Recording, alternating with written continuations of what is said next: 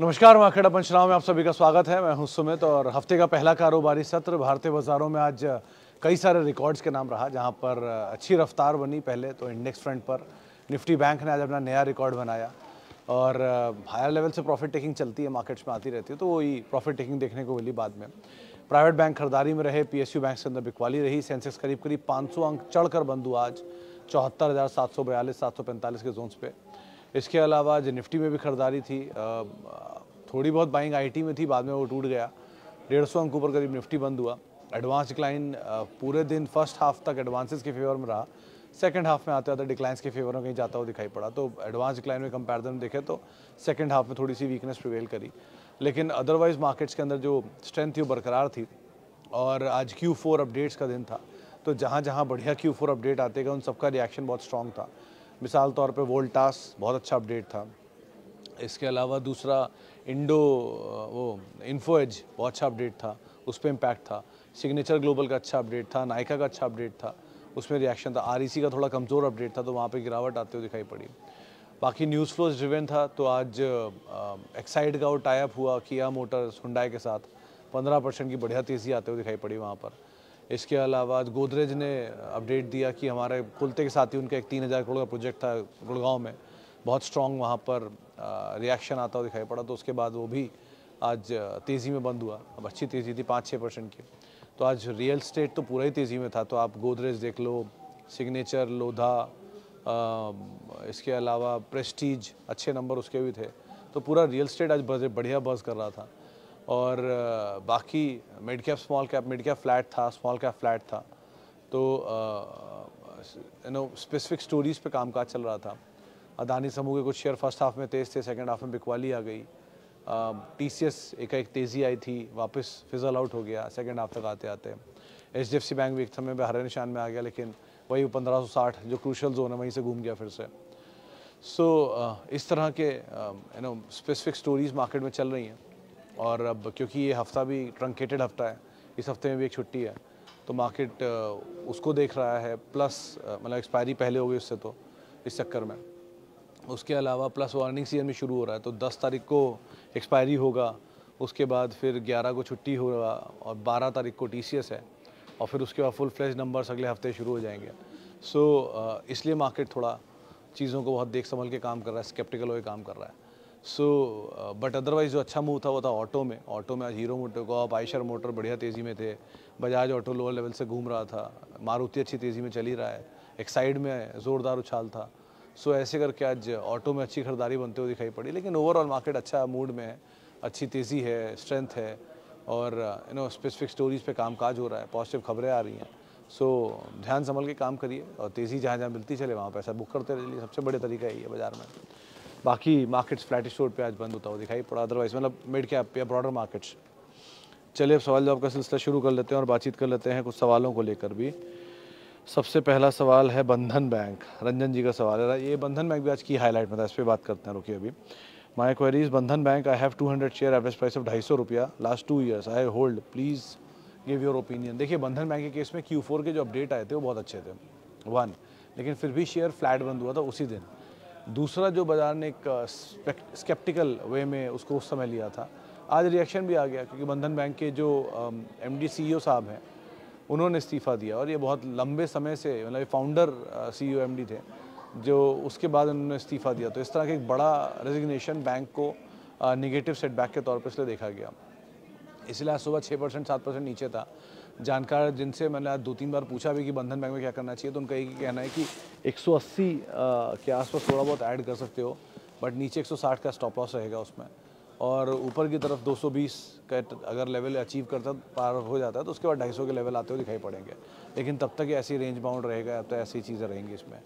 और रही बात आपके लॉन्ग टर्म व्यू को लेकर, तो एक ही चीज़ ध्यान रखो सर कि बैंक के केस में पहली प्रेफरेंस तो हमेशा और prefer large banks like HDFC bank, like ICICI bank, axis bank, इनको आप पहली अपनी प्रेफरेंस दीजिए।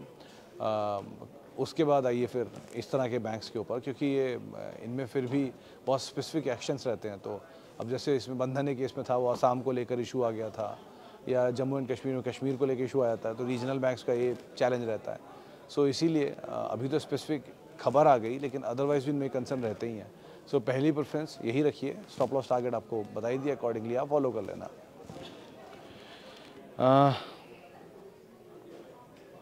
Good evening sir, D mart, PI, SRF all 20% profit निकल गए, निकल जाएं, कभी नीचे आ जाएं या होल्ड करें? एंड बायोकॉन 2 साल से होल्ड, 2 साल होंगे, 10% प्रॉफिट पर हूँ, निकल जाऊँ या रखूँ? P एडजस्ट हुआ इसका? तो देखो संयम सर, पहली चीज़ डी मार्ट केस में ऑलरेडी ये कंसोलिडेशन दिखा के चलना शुरू हुआ है। आप जितना इसको टाइम देते जाओगे, मतलब इनफैक्ट तीनों के तीनों ही ऐसे हैं, चाहे PI हो, चाहे SRF हो, चाहे डी मार्ट हो, कंपनियाँ ख़राब नहीं है। आप जितना टाइम इनको देते जाओगे उतना आपका प्रॉफिटेबिलिटी में एडजस्टमेंट आता रहेगा, उतना बेटर होता रहेगा आपके लिए। सो अगर आपका होराइजन यही है कि आपको 20% ही चाहिए था, then it is right in front of you, आप लेके निकल सकते हो, कोई इशू नहीं है। लेकिन अगर आपको लगता है कि नहीं अभी भी मुझे और चाहिए, अब और का कोई सीमा नहीं है, इसलिए आप अपने हिसाब से तय कर लो, और 120 भी हो सकता है, 1200 भी हो सकता है, और 12,000 भी हो सकता है, उससे कोई सीमा नहीं है। तो वो आप डिसाइड करो कि आपका वो एंड कहाँ हो रहा है। एक लेवल पे आके तो आपको निकलना ही है। डी मार्ट केस में एटलीस्ट अभी भी तेज़ी की गुंजाइश है, 1। SRF और PI में तो आज इनफैक्ट ब्रेकआउट आने वाला था, जो आया नहीं, अगर आ जाता तो और शायद तेज़ी रहती। एंड SRF के केस में भी ये केमिकल साइकिल घूमी तो ये जैसी परफॉर्म करना चाहिए। तो कंपनियां तीनों अच्छी हैं, आप समय भी दे सकते हो इन्हें, बट आपका कंसर्न जायज़ है कि अगर नीचे घूम गया तो प्रॉफिट चला जाएगा। सो अगर आप कंफर्टेबल नहीं हो longer duration of time hold करने के लिए तो आप निकल जाओ, लेकिन अगर आप कंफर्टेबल हो longer duration of time hold करने के लिए कोई दिक्कत नहीं है। और रही बात बायोकॉन की, तो बायोकॉन में भी और थोड़ा समय दो, इस क्वार्टर के नंबर देख लो, उसके बाद कॉल लेना ज़्यादा बेटर होगा। Okay sir, good evening Sumit ji, please suggest some shares value buy for long term. I have HDFC bank, TCS, HUL, Reliance. Ranjan ji देखो, अगर ये आपके पास ऑलरेडी है तो फॉल्स का वेट करो, और फॉल में अच्छी क्वालिटी ऑफ स्टॉक्स जैसे कि वही सब JK, United Spirits, Tata Communication, even Tata Tech, Happiest Mind, इनको कहीं कहीं आप थोड़ा थोड़ा ऐड कर सकते हो, 1। बट 2-3 चीज़ों का ध्यान रखना। एक, क्योंकि आपने लार्ज कैप इकट्ठे कर लिए हैं तो ठीक है ये पार्ट, अब आप मिड कैप पे ही फोकस करना, 1। 2, आप ये चीज़ का ध्यान रखना कि ओवर एक्सपोज ना हो जाओ किसी एक सेक्टर की तरफ या एक ग्रुप की तरफ। जैसे अब टाटा ही टाटा भर लिया, या अदानी भर लिया, या बजाज भर लिया, ऐसा मत कर लेना। थोड़ा थोड़ा पिक एंड चूज़ करो, और एक ही सेक्टर में मत चले आना कि IT भर लिया या FMCG भर लिया। तो थोड़ा डाइवर्सिफाई करके रखना अपने आप को, और थोड़ा थोड़ा फॉल का वेट करो। जिस भी बड़ा जगह पे आपको बड़ा फॉल मिले उसका इस्तेमाल करके आप एंटर कर सकते हो। अब वो बड़ा फॉल का पर डेफिनेशन क्या रहेगा, जैसे अगर ये बंधन बैंक था, अगर इसकी जगह ये एक्सिस पे फॉल होता 6% का, तो एक सही तरीका होता है एंटर करने का। या क्योंकि बंधन में इसलिए नहीं बोल रहा हूँ कि बंधन, इंडिया बुल्स, यस बैंक, जी एंटरटेनमेंट, इनकी हिस्ट्री रही है कि इतने बड़े बड़े फॉल दिखाते हैं, और वो फॉल और तेज़ी का कोई रीज़न नहीं होता, किसी वजह से तेज़ी, किसी वजह से फॉल आते हैं। सो इनका वो इस्तेमाल, वो ये ट्रेडर्स फैंसी स्टॉक्स हैं, तो ये ट्रेडर्स के लिए ज़्यादा अच्छी अपॉर्चुनिटी क्रिएट करते हैं इस तरह के फॉल में, इंस्टेड ऑफ इन्वेस्टर के। तो इन्वेस्टर्स के लिए ऐसा कोई बड़ा फॉल वाला कोई स्टॉक मिले, उसका इस्तेमाल करके आप एंटर कर सकते हो।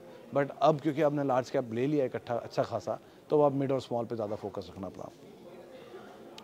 Right time to buy Zomato and Jio Finance. देखो हर्ष सर, जोमेटो के केस में प्रॉफिटेबिलिटी का इंप्रूव होना इज़ इंपॉर्टेंट, वो धीरे धीरे हो रही है। मुझे तो इनफैक्ट अब नायका ज़्यादा बेटर लग रहा है, क्योंकि वैल्यूएशन वाइज थोड़ा महंगा भले ही है, लेकिन उसके नंबर्स हर क्वार्टर बाय क्वार्टर बेटर आ रहे हैं। पहले क्वार्टर में अच्छे थे, इस क्वार्टर में अच्छे हैं, इससे पहले वाले क्वार्टर में भी अच्छे थे, इस क्वार्टर Q4 अपडेट अच्छे हैं। तो किसी फॉल में अगर लेना चाहो तो उसको एक बार को ले सकते हो, एक्यूमुलेट हो सकता है, लेकिन अगेन वैल्यूएशन उसका आज भी बहुत महंगा है। तो अगर आप किसी न्यू एज में जाना चाह रहे हो तो अर्बन स्टोरी को प्ले करने का तो नायका एक बार नाम हो सकता है, बट वैल्यूएशन महंगा है, वो कंसर्न है। तो कहीं भी ये सस्ता हो जाए या टाइम निकाल दे, टाइम बेस्ड करेक्शन पूरा कर ले तो एंटर कर जाना। लेकिन जोमेटो केस में चला हुआ स्टॉक है, तो थोड़ा नीचे मिले तो ज़्यादा बेटर है, और प्रॉफिट अगर दिख जाए तो और ही अच्छी बात है।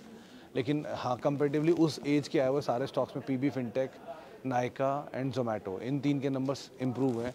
पेटीएम में कोई इंप्रूवमेंट नहीं है अभी भी, तो इसलिए उसको आप अवॉइड ही करो, ज़्यादा बेटर है।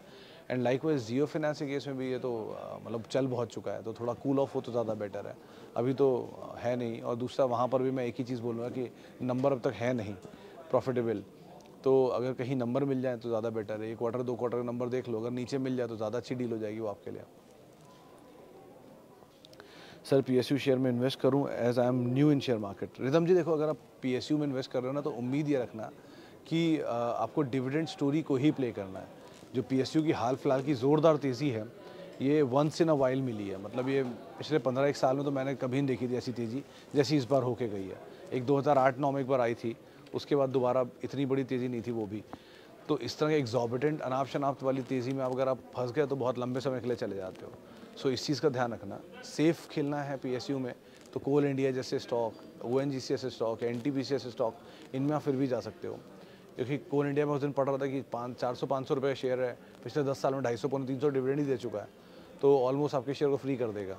तो इस तरह के शेयरों को आप पहली प्रेफरेंस दो। नाल्को, एनएमडीसी, ये तो इनमें फिर भी सेफ्टी है ज़्यादा है कंपेरेटिवली किसी छोटे जैसे आयरेडा, जैसे आईआरएफसी या जैसे IRCON.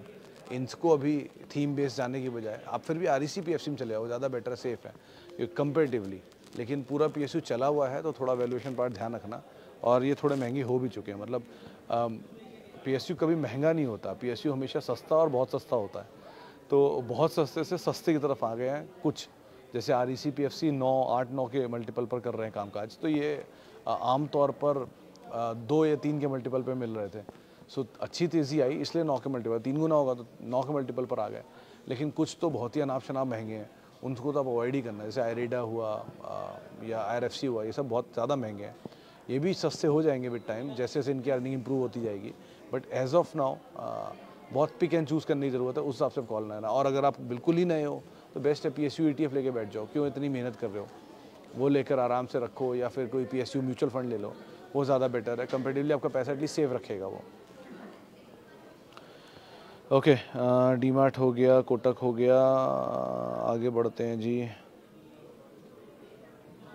Sir I am a small SIP investor. I bought 33 share of ITC with an average of 210.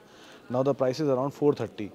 How do I move forward? Should I accumulate at the price further? I am in a fix advice.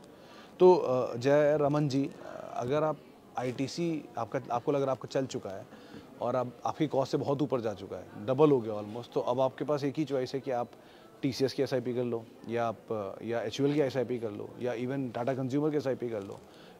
Same quality of stock को आप pick कर सकते हो और उसकी SIP कर लो तब तक जब तक इधर ITC कूल ऑफ ना हो जाए या वो ना बढ़ जाए।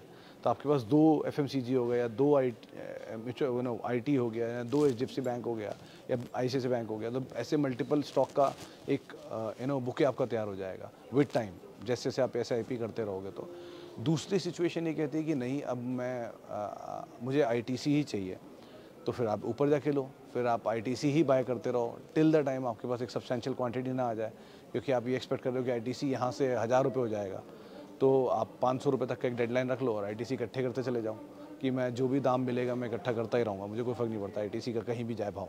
सो वो डिपेंड करता है। अगर मान लो आप यहाँ से 20 साल के हॉराइजन के लिए ले रहे हो तो ITC 500 रुपये पे ही नहीं रुकेगा ना, वो वहाँ पर 1000 रुपये होगा, 2000 रुपये होगा, जो भी दाम होगा यहाँ से बेटर ही होगा। तो उस ड्यूरेशन में 500 रुपये क्या ही है, फिर तो आराम से आप ऐड करो, यहाँ से भी 4 गुना ऊपर ITC एक्सपेक्ट कर सकते हो। सो अगर आपका होराइज़न बहुत ही लंबा है, बहुत लंबे ड्यूरेशन के लिए जा रहे हो आप, तो आप क्वांटिटी इकट्ठी कर सकते हो। लेकिन अगर आपको लगता है कि नहीं, मैं मीडियम टर्म में हूँ और थोड़ा थोड़ा मैं सारे पोर्टफोलियो के शेयर चाहता हूँ, तो स्टॉप ITC एंड बाय कोई और ऐसा स्टॉक जो कि ITC जैसी कैपेसिटी रखता हो या कैपेबिलिटी रखता हो, जो पुराना हो, एक स्टेबल मैनेजमेंट हो, अच्छा प्रोडक्ट प्रोफाइल हो, प्रॉफिटेबल हो, डिविडेंड पेइंग हो। ये 4-5 चीज़ें याद रखो। इन 5 चीज़ों में जो फिट होता है उसे ले लो। मोटे मोटे इवैल्यूएशन में रिलायंस है, TCS है, HDFC बैंक है, टाटा केमिकल है, टाटा कम्युनिकेशन है, टाटा कंज्यूमर है, इवन DLF है, डिविडेंड DLF पता नहीं, इवन DLF भी है वैसे इसमें। बाकी ऑटो से हीरो मोटोकॉर्प है, बजाज ऑटो है, TVS नहीं बोलूँ बहुत महंगा है वो, आयशर भी थोड़ा महंगा हो चुका है वैसे। इवन तो इस तरह के अलग अलग अच्छी क्वालिटी के स्टॉक इकट्ठे करते रहो, धीरे धीरे 2 SIP 4 SIP। अब आपका एक क्या इसमें ये भी दिख रहा है मुझे कि आपने छोटे डिनोमिनेटर का स्टॉक ढूंढ रहे हो, तो सर अब वो ITC है, SBI है, इनको आप देख सकते हो एक बार को फिर भी। ओके, कॉनकॉर में फ्रेश एंट्री कर सकते हैं, मेरे ख्याल से कर सकते हो सर, बट यहाँ नहीं, थोड़ा और नीचे है, आज तो 2-2.5% ही टूटा था, ये कहीं अगर और नीचे मिल जाए तो एक ज़्यादा अच्छी डील बन जाएगा कंटेनर कॉर्प। वैसे कंपनी ख़राब नहीं है और बहुत स्टोरी PSU की इसमें बाकी भी अभी भी, तो अगर नीचे मिल जाए तो आप एंटर कर सकते हो। बट ये ध्यान रखना कि आपको जो स्टॉप लॉस रखना है वो जो रिसेंट लो कंटेनर कॉर्प ने हिट किया था उसको एक स्टॉप लॉस लेना, 830 था शायद वो, तो वो 830 या 825 के आसपास स्टॉप लॉस लेके आप आराम से बने रह सकते हो उसमें। Good afternoon, Sumit ji. I have Hindustan Zinc average price of 320 holding nearly from 1 year. Now it have crossed my buying price. Detail news why is running and what to do in future. देखो Subhrajit G metal space में शायद ये माना जा रहा है कि अब थोड़ा सा जो साइज़ है वो स्टेबल हो गया है। वैसे तो आपको इसलिए बता दूं कि हिंदुस्तान जिंक जो है वो सिल्वर का लार्जेस्ट प्रोड्यूसर है इंडिया का, और सिल्वर प्राइसेस क्योंकि भाग रहे हैं तो बाजार एक्सपेक्ट कर रहा है कि इनके नंबर इस बार के बहुत अच्छे आते हुए दिखाई पड़ेंगे, रियलाइजेशन बहुत अच्छा होगा। जो लोग उदयपुर या इस साइड पे रहने वाले हैं उनको हिंदुस्तान जिंक के बारे में ज़्यादा बेहतर समझ में आएगा, क्योंकि वो लोग देखते हैं इनकी सिल्वर माइंस एंड ऑल और उनको पता है किस तरह का स्केल है इस कंपनी का। सो ये कंपनी वैसे अच्छी है, एक बढ़िया कैश काऊ है, एक अच्छी कैश जनरेटिंग मशीन है वेदांता ग्रुप की, बट और ये अभी चलने की वजह इसके सिल्वर के प्राइसेस बाकी मेटल प्राइसेस हैं, तो आप होल्ड कर सकते हो। और इस क्वार्टर के नंबर या अगले क्वार्टर के नंबर और बेटर होने चाहिए अगर सिल्वर की तेज़ी ऐसी रहती है तो। लेकिन यहाँ डिविडेंड की स्टोरी को ज़्यादा प्ले करना, और अगर विद टाइम में आपको, क्योंकि ऑलरेडी आप 1 साल से होल्ड कर रहे हो तो आपको अच्छा डिविडेंड आ चुका होगा, तो आपको ऑलरेडी फ्री के ही शेयर होंगे या बहुत हद तक कॉस्ट निकाल ली होगी आपने, तो आप बने रहो, ज़्यादा बेटर है इसके अंदर। नई एंट्री के लिए मोमेंटम प्लेयर ज़्यादा इस पर नज़र रखें, बट अदरवाइज़ मेटल में बड़ा पिक एंड चूज से काम करिएगा आप लोग। Can you book profit in Muthoot now 50% up future outlook? मेरे ख्याल से तो निक सर, अगर आपको 50% गेन आ रहा है तो एटलीस्ट आधी कॉस्ट तो निकाल ही लो ना अपनी। कॉस्ट तो निकल ही गए, फ्री के शेयरों को आप होल्ड करो थ्रू आउट लाइफ। मुथूट में कोई प्रॉब्लम नहीं है वैसे, बट क्योंकि आपको कैपिटल बन रहा है तो निकाल लो। IGL के केस में भी अभी कल परसों एक शो मैंने किया था फ्राइडे को, तो एक गेस्ट हमारे बोल के गए थे कि IGL में आप लॉन्ग जा सकते हो, अच्छे अपसाइड खुल सकते हैं वहाँ पर। But again on the table अगर पैसा दिख रहा है और आप थोड़े भी स्केप्टिकल हो तो आप तुरंत पैसा बुक करो। मतलब मनी, आप पेपर के करोड़पति किसी काम के नहीं हो जब तक एक्चुअल में ना बन जाओ। सो थोड़ा थोड़ा पैसा एटलीस्ट निकालने में कोई हार्म नहीं है, निकाल लो, ज़्यादा बेटर है। ओके जी, आगे बढ़ते हैं। United Spirits to buy now. Mittal साहब थोड़ा देर नहीं हो गया? 740 750 से मैं बोल रहा हूँ स्टॉक, 1172 इसका शायद ऑल टाइम हाई है, और 1148 1149 आज का क्लोज, आज भाव देख रहा था मैं सुबह। सो ऑलरेडी आपकी मतलब जो लेवल थे वहाँ से तो ये 400 450 रुपये ऊपर आ चुका है। स्टिल आई विल से कि इफ़ इन केस आपको लगता है कि नहीं अभी भी बहुत जूस है जो है इसमें एक्चुअल में, तो एक्यूमुलेशन शुरू करो। आप ऐसा कर सकते हो कि अगर आप मान लो 100 शेयरों की कैपेसिटी रखते हो तो 40 शेयर या 30 शेयर यहाँ लेकर रख लो, और विद एवरी फॉल आप थोड़ा थोड़ा थोड़ा थोड़ा ऐड करते जाओ, और जहाँ स्टीप फॉल आने शुरू हो वहाँ और बड़ी बड़ी क्वांटिटी ऐड करते चले आना। लेकिन पहला लॉट बड़ा इसलिए बोला है कि ताकि आपको ये रिग्रेट ना हो यहाँ से चल जाए तो भी ये मेरे को मिला नहीं, और इसलिए बोला है पहला लॉट बड़ा कि अगर कभी नीचे मिलेगा तो आप एवरेज बहुत डीप तक कर पाओ, तो थोड़ी थोड़ी क्वांटिटी में करते चले जाना ताकि आपको आप एक्यूमुलेट कर पाओ स्टॉक को आराम से। लेकिन अभी ये स्लो एंड स्टेडी है, इट विल मूव फर्दर, तो अच्छी कंपनी है इन टोटल, आप देख लो चाहे तो। Tata Motors and PNB right time to bye?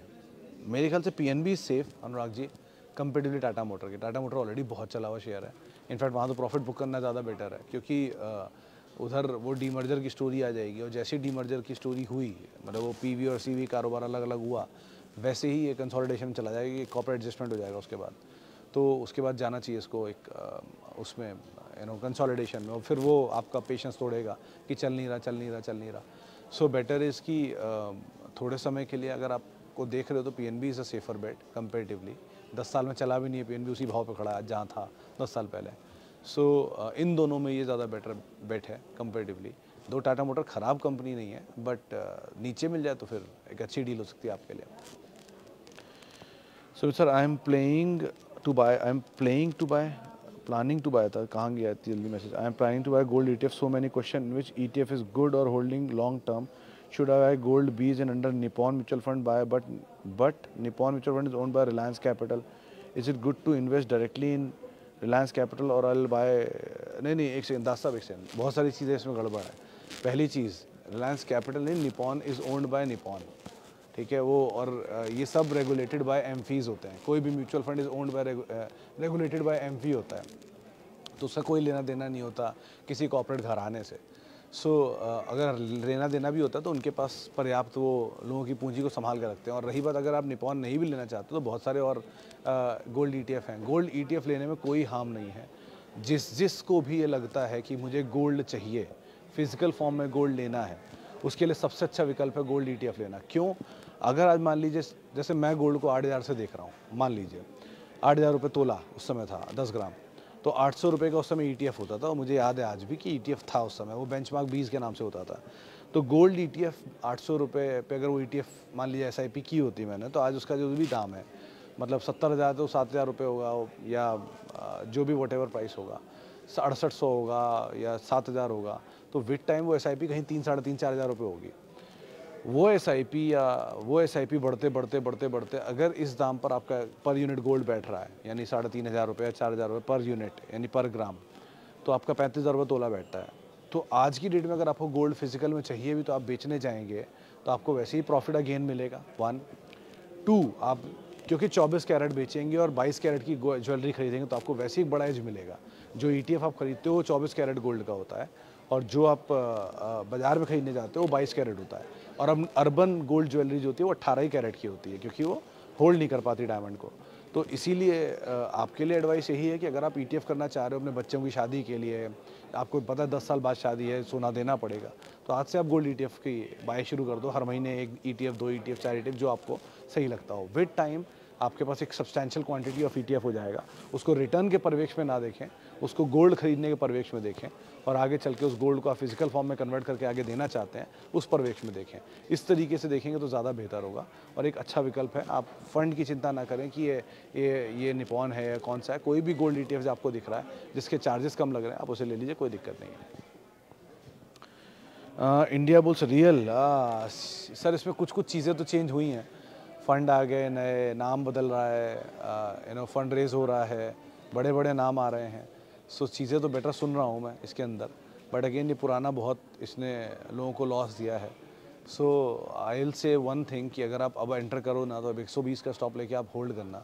115 worst case की सिनेरियो में आपका स्टॉप लॉस होगा, और उसको होल्ड करना उस हिसाब से। अगर ये चलता है तो कैरी करते चले जाना स्टॉप लॉस को, अगर नहीं चलता है तो आप निकल जाना 115 रुपये, 120 रुपये के अराउंड। सो अब स्टॉप लॉस साथ ही आप कैरी करना ज़्यादा बेटर है, क्योंकि इसका पुराना ट्रैक रिकॉर्ड बहुत ख़राब है। अभी खबरें अच्छी हैं, इसलिए अभी तो आप होल्ड करो। अदानी पावर डबल्ड, कैपिटल निकाल देना, should I trail profit? Arun ji देखो, कैपिटल तो निकाल ही लो अदानी पावर में, दो ही वैल्यू है, सस्ता है अभी भी बहुत, लेकिन एटलीस्ट पूरा नहीं तो एक चौथाई कैपिटल तो निकाल ही लो। बचे हुए को और होल्ड करो, यानी 3/4 पैसे को अपने आप और होल्ड कर सकते हो। तो 100 रुपये लगाया, 25 निकाल लिया, 75 को होल्ड करो, और जैसे जैसे आगे बढ़ता जाए और यहाँ से डबल हो जाए तो बचे हुए 25 को भी निकाल लेना, और बाकी फ्री के शेयर को छोड़ देना। ऐसे कर लो, ज़्यादा बेटर है। तो एटलीस्ट अब कैपिटल सेफ है, 1, 2 आपने जो ग्रोथ स्टोरी है उसको भी प्ले कर लिया, ये भी एक वजह हो सकती है, तो उसको भी आप आधार मान सकते हो। चलिए फिलहाल अब इतने सवालों को शामिल करूंगा। माफ़ी उन सभी लोगों से इनसे बातचीत नहीं हो पाई, और बहुत बहुत शुक्रिया उन सभी लोगों का जिन्होंने सवाल पूछा। आपसे मुलाकात होगी भी थोड़ी देर बाद, फिर 5:30 बजे। आप मेरे साथ जुड़ सकते हो @सुमित रिसर्च मेरा ट्विटर हैंडल है, सोशल मीडिया हैंडल्स हैं।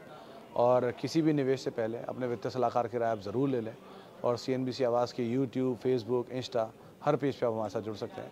तो आप बने रहिए वहाँ पर भी। फिलहाल के लिए इतना ही, नमस्कार।